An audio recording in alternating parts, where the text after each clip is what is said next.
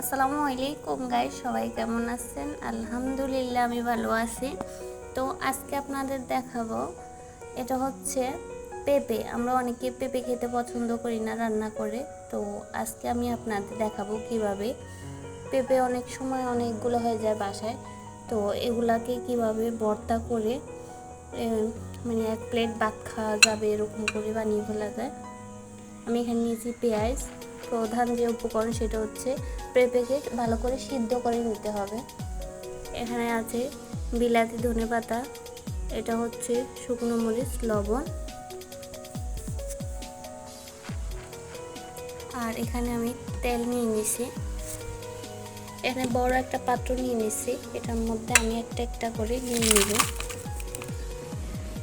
আমি সবগুলো এখানে নিয়ে নিয়েছি। এগুলো ভালো করে আমি পেস্ট করে নেব বা গুঁড়ো করে নিব। আমার সবগুলা একসাথে মেশানো হয়ে গেছে। এবার আমি পেঁয়াজ দিব। পেঁয়াজ একটু বেশিই দিতে হয়, বেশি দিলে খেতে একটু টেস্ট হয়। আমার সবগুলা মাখানো হয়ে গেছে। এবার আমি দিব সরিষার তেল।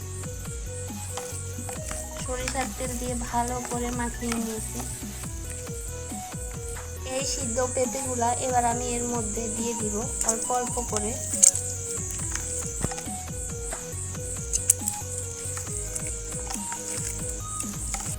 আমার সবগুলা ভর্তা ভর্তা করা হয়ে গেছে। এবার সবগুলো একসাথে মেখে নিব। তো আমার হয়ে গেছে সুস্বাদু পেঁপের ভর্তা। আপনারা সবাই অবশ্যই বাসায় ট্রাই করে দেখবেন। সবাই ভালো থাকবেন। আর সাবস্ক্রাইব, লাইক, কমেন্ট, শেয়ার। আল্লাহ হাফেজ।